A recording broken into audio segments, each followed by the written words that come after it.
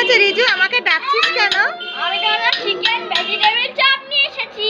তুই আমার জন্য চিকেন ভেজিটেবল চপ নিয়ে এসেছিস? হ্যাঁ।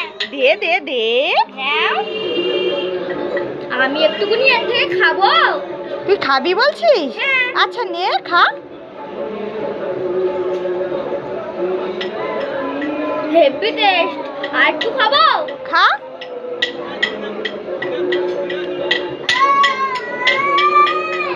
আর একটু খাবো? খা।